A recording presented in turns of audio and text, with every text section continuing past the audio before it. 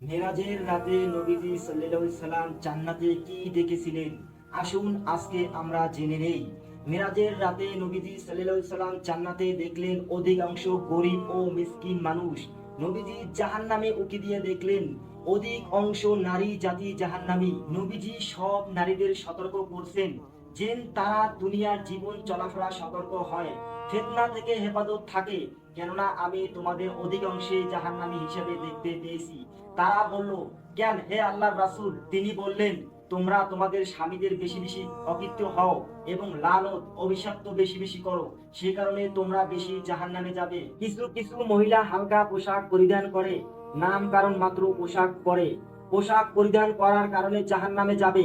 কোন কোন মহিলা পুরুষদের নিজেদের প্রতি আকৃষ্ট করার কারণে জাহান্নামী হবে। আরেক প্রকার হলো ওই সমস্ত মহিলা যারা কাপড় পরে উলঙ্গ থাকবে, পুরুষদেরকে নিজেদের প্রতি আকৃষ্ট করার চেষ্টা করে এবং নিজেরা ও পুরুষদের প্রতি আকৃষ্ট থাকে। এই সমস্ত নারী সব জাহান্নামে যাবে, চিরস্থায়ী জাহান্নামী হবে। তাদের মাথা বড় উটের উটের ন্যায় ও ঝুঁকি থাকবে। আলগা চুল ব্যবহার করার কারণে তারা জান্নাতে প্রবেশ করবে না এবং তারা সুঘ্রাণও পাবে না। যারা কুফরি করছেন এবং আমার আয়াত সম্পূর্ণ অস্বীকার করছেন তারা আগুনে অধিবাসী, তারা সেখানে স্থায়ী হবে। সূরা বাকারা আয়াত 39। আল্লাহ মুনাফিক পুরুষ ও নারী ও কাফিরদের জাহান্নামের আগুনে প্রতিশ্রুতি দিয়েছেন, তাতে তারা চিরদিন থাকবেন, এটি তাদের জন্য যথেষ্ট। আর আল্লাহ তাদের লালত করেন এবং তাদের জন্য রয়েছে স্থায়ী আযাব। সূরা তওবা আয়াত 68। যুদ্ধ থেকে পলায়নকারী জাহান্নামী হবে। কাফিরদের সাথে যুদ্ধ চলাকালে সেনা দল থেকে পলায়নকারী জাহান্নামী হবে। নারীদের অপবাদকারী জাহান্নামী হবে। যারা সতী ও সরল নারীদের প্রতি অপবাদ দেয় তারা জাহান্নামী হবে।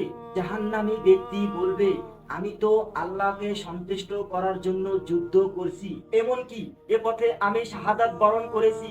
তখন আল্লাহ বলবেন, তুমি মিথ্যা বলছো, তোমাকে লোকেরা বাহাদুর বলবে, এজন্য তুমি যুদ্ধ করেছিলে আর তোমাকে পৃথিবীতে লোকেরা বাহাদুর বলেছেও।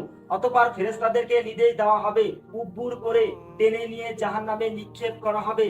আল্লাহর রাসূল আরো বলছেন, সেজন্য নারীদেরকে সতর্ক করছেন, বারবার বারবার নারীদেরকে সতর্ক করছেন।